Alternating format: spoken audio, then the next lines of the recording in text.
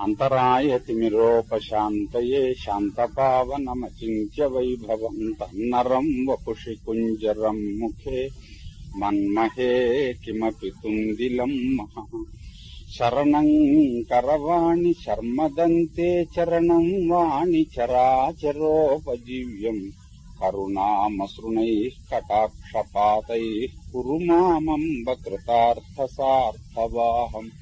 గురుర్బ్రహ్మా గురుర్విష్ణుర్గురుర్దేవో మహేశ్వరః గురుః సాక్షాత్ పరం బ్రహ్మ తస్మై శ్రీ గురవే నమః. వ్యాసం వసిష్ఠనప్తారం శక్తేః పౌత్రమకల్మషం పరాశరాత్మజం వందే సుకతాతంతపోనిధిం. అచతుర్వదనో బ్రహ్మా ద్విబాహురపరో హరిః అఫాలలోచనః శంభుర్భగవాన్ బాదరాయణః.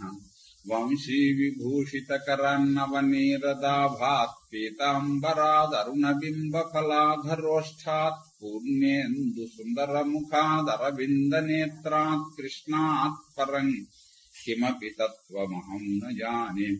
గోష్పదీకృతవారాశిం మశకీకృతరాక్షసం రామాయణ మహామాలారత్నం వందే నీలాత్మజం. ఆపదామపహర్తారం దాతారం సర్వసంపదాం లోకాభిరామం శ్రీరామం భూయో భూయో నమామ్యాం. పూజ్యాయ రాఘవేంద్రాయ సత్యధర్మరతాయ చ భజతాం కల్పవృక్షాయ నమతాం కామధేనవే. నారాయణం నమస్కృత్య నరం చైవ నరోత్తమం దేవీం సరస్వతీం వ్యాసం తతో జయముదీరయేత్.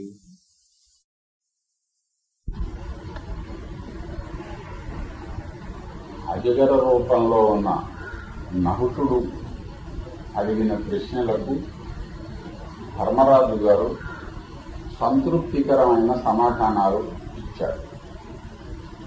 చాలా సంతోషించి నహుషుడు ధర్మరాజు గారి జ్ఞానాన్ని ప్రశంసించాడు.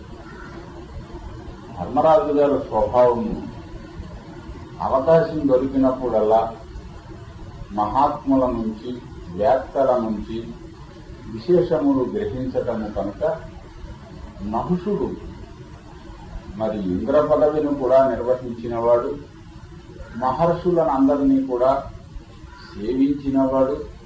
తరువాత అవమానించినందువల్ల ఆయన నష్టపోయినా ముందు సేవించినటువంటి వాడు. అందుచేతను ఆయన వల్ల తాను తెలుసుకునవలసినవి తెలుసుకుందామని తాను కొన్ని ప్రశ్నలు వేశాడు. దానికి నహుషుడు చాలా సంతృప్తికరములైన సమాధానము ఇచ్చాడు.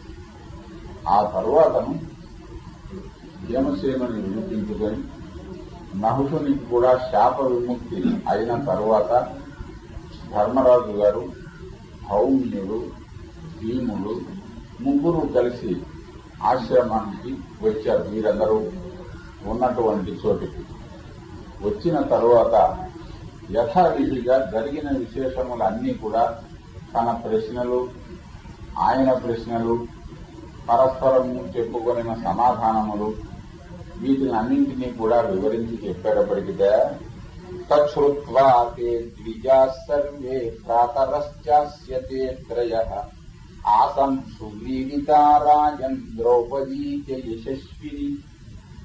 ధర్మరాజు గారి వృత్తాంతం అంతా చెప్పేటప్పటికీ అక్కడున్న బ్రాహ్మణోత్తములకు, ఇతర పాండవులకు, ద్రౌపదికి కూడా ఒక్కసారి సిగ్గు వేసింది అన్నది. అంటే ధర్మరాజు గారి మహత్తు ఏమిటో తెలిసింది. వీళ్ళు సిగ్గుపడవలసినటువంటి అవసరం ఏముంది? ఇందులోనూ మనకి ఏ ఆశ్చర్యంగా కనిపిస్తుంది. భీముడేమో అహంకరించి వెళ్ళాడు, కొండ చెరువు పట్టుకుంది. ధర్మరాజు గారు విడిపించుకుని వచ్చాడు, ఇలా విడిపించుకొచ్చాను అన్నాడు. వీళ్ళందరూ సిగ్గుపడ్డారు అన్నాడు. ఏమిటో మనం ఊహించవలసిందే కానీ అక్కడ దాన్ని స్పష్టం చేయలేదు. ఏమిటి అని అనిపిస్తుందంటే మనం ఏమిటో బాగా తెలుసును మనకి అని అనుకుంటున్నాము. పెద్దవాళ్ళు హెచ్చరిస్తూ ఉన్నప్పటికీ కూడా ఆ హెచ్చరికలు వినటం లేదు. వినే మాటలు వింటున్నాము, వినటం అనే మాటకు అర్థం ఆ ప్రకారం చేయటం లేదు అని అర్థం. విని మాటలు వింటున్నాము, కానీ సమయం వచ్చేటప్పటికి మాత్రం మళ్లీ మన అహంకారాలు నాకు అనుగుణంగా మనం ప్రవర్తిస్తున్నాము తప్పవిడిచి ఆ ఉపదేశములను ఏ విధంగానూ ఆచరణలోకి తెచ్చుకోలేకపోతున్నాము, చిక్కులు పాలవుతున్నాము. మళ్లీ ఇటువంటి ధర్మాచరణము కలిగి నిజమైన వేతృత్వం కలిగిన మహానుభావులు ఎవరో వచ్చి విడిపిస్తే ఆ చిక్కుల నుంచి మనము విడి బయట పడుతున్నాము. లేకపోతే ఇలాగే బాధలు అనుభవిస్తూ ఉంటాము అనే భావం వాళ్ళకి అందరికీ కూడా కలిగింది అని మనం అర్థం చేసుకోవాలి. లేకపోతే వాళ్ళు ధర్మరాజు గారు ఇలా జరిగింది అని చెప్పి సిగ్గుపడాల్సిన అవసరం ఏముంది? విలీడిత అన్నారు. అంతవరకు మాట్లాడకుండా ఊరుకున్నాడు. ఇంటికి తీసుకుని వచ్చాడు. భీముడు స్వభావం తెలుసుకుని అతన్ని హెచ్చరించడానికి కుబేరుడే అంత మనోధర్మాన్ని అనుసరించి చెబితే ఇక ధర్మరాజు గారి సంగతి చెప్పేది ఏంటి? మళ్లీ ఇంకొకసారి హెచ్చరించాట. మైవమిత్యబ్రవి అబ్రువన్ భీమం గర్హయంత సాహసం. ముందర అవి ఇలా చేయకూడదు అన్నట్టు ధర్మరాజు గారే కాకుండా అందరూను. ఆ తర్వాత గర్హయంత అస్య సాహసం అన్నారు. నీకు ఎన్నిసార్లు చెప్పినా ఇబ్బందుల్లోనే నువ్వు పడుతున్నావు, చెప్పినట్టు వినటం లేదు అని గర్హించారు అన్నారు. కొంచెం ఈసారి విసుక్కున్నారన్నమాట. నిందించారు అని గర్హణ అనే మాటకు అర్థం. నిందించారు అంటే అప్పుడు అలా చేశావు, ఇప్పుడు ఇలా చేశావు, ఇంకేసారి మాత్రం ఇలాంటి చిక్కు తెచ్చిపెట్టుకోవద్దు అని కాస్త గట్టిగా చెప్పారన్నమాట. సరే, మనం ఇక్కడి నుంచి కామ్యక వనానికి బయలుదేరి వెళ్ళాలి అని అందరూ అనుకున్నారు. ఎందుకనంటే అప్పుడే 12వ సంవత్సరం ఇంచుమించు అయిపోవచ్చింది అని చెప్పాడు. అంటే కొలదిపాటి వ్యవధి మాత్రమే ఇంకా ఉన్నది. అందుకోసమని కామ్యకవనానికి వెళ్ళాలి అని అనుకున్నారట. ఇంతలో వర్షాకాలం వచ్చింది. ఇక్కడ దాకా అన్నయ్య భట్టి గారి కవిత్వం అన్నమాట. వర్ష ఋతువు విజృంభించింది. ఏళ్లు కోళ్లు ఏకమైపోయాయి. వర్షాకాలం కూడా వెళ్లిపోయింది. శరద్ ఋతువు వస్తోంది. అప్పుడు వీళ్లు బయలుదేరి కామ్యకవనానికి వచ్చారు. కామ్యకవనానికి వీళ్లు వచ్చి కొన్ని రోజులు గడిచిందో లేదో అర్జునుని స్నేహితుడు ఒక బ్రాహ్మణుడు ఉన్నట్ట. ఆయన ఒకనాడు పరిగెత్తుకుని వచ్చి శ్రీకృష్ణ పరమాత్మ వస్తున్నాడు అని వీళ్ళకందరికీ చెప్పాడు. అంతదాకా వస్తూ ఉన్నవాడిని గురించి చెప్పాడు. మరి కొంతసేపట్లో తరువాత మార్కండేయ మహర్షి కూడా వస్తాడు అని చెప్పాడు. శ్రీకృష్ణ పరమాత్మ వస్తున్నాడు అని చెప్పాడు, మార్కండేయ మహర్షి వస్తాడు అని చెప్పాడు. అంటే ఆయన త్రికాలవేదన్నమాట ఈ చెప్పినటువంటి వాడు. సంజయుడు కూడా అర్జునునికి స్నేహితుడిని అని అంటాడు. నువ్వు మా అర్జునుడు స్నేహితుడు అని ధర్మరాజు గారు మాట్లాడేటప్పుడు చెబుతాడు సంజయుని రాయబార ఘట్టంలో. ఈ బ్రాహ్మణుడు కూడా అర్జునుని స్నేహితుడు. అతడు వచ్చి అర్జునస్య ప్రియ సఖ, అర్జునునికి చాలా ఇష్ట మిత్రుడు. ఆయన శ్రీకృష్ణ పరమాత్మ వస్తున్నాడు, మార్కండేయ మహర్షి వస్తాడు అని చెప్పాడు. వీళ్ళు ఇలా అనుకుంటున్నారో లేదో శ్రీకృష్ణుడు రానే వచ్చాడు. సత్యభామ శ్రీకృష్ణుడు ఇద్దరు కలిసి శ్రీకృష్ణుని రథమెక్కి శైవ్య సుగ్రీవ మేఘపుష్ప వలాహకములనే ఉత్తమాశ్రములు పూంచినటువంటి రథమెక్కి శ్రీకృష్ణుడు సత్యభామ వచ్చారు. సరే, మామూలు మర్యాదలన్నీ కూడా అయ్యే. శ్రీకృష్ణుని గౌరవించారు.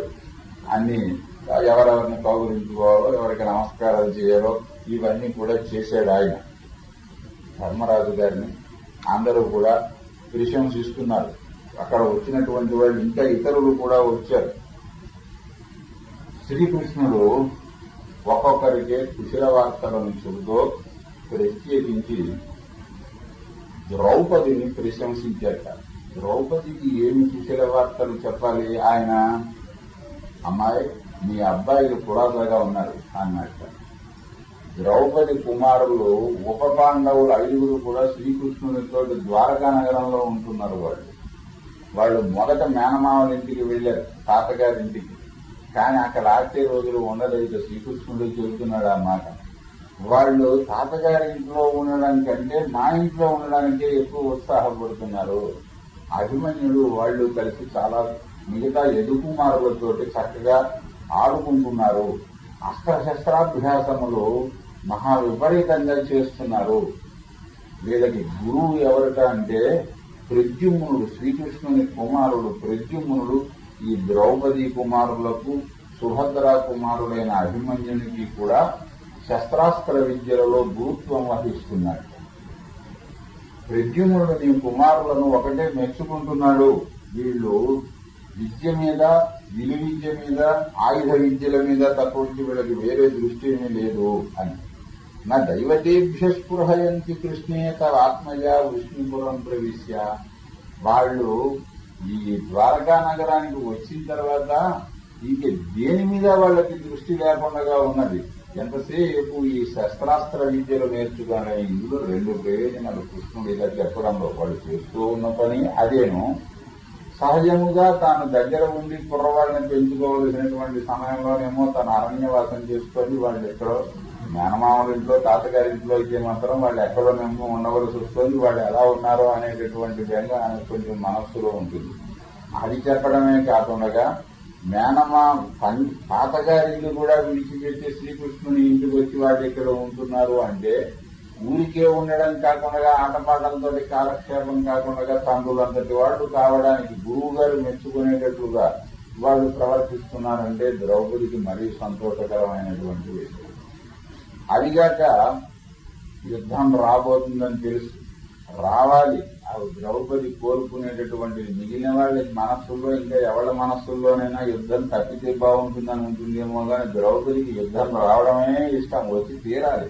ఎందుకంటే దుర్యోధనుడు, కర్ణుడు, దుశ్శాసనుడు వీళ్ళు తుడిచిపెట్టుకుపోతే తప్పడిచి ఆ దుర్మార్గులు ఆమె మనస్సునకు శాంతి అనేటటువంటిది ఉండదు. దానికి తయారవుతున్నారు మీ కుమారులు అని కూడా చెబితే అంతకంటే ఆనందమైనటువంటి వార్త ఆమెకు మరొకటి ఉండదు. స్వస్తి ప్రజాభ్య పరిపాలయంతాం న్యాయేన మార్గేణ మహీం మహిషా గోబ్రాహ్మణేభ్య శుభమస్తు నిత్యం లోకాః సమస్తాః సుఖినో భవంతు.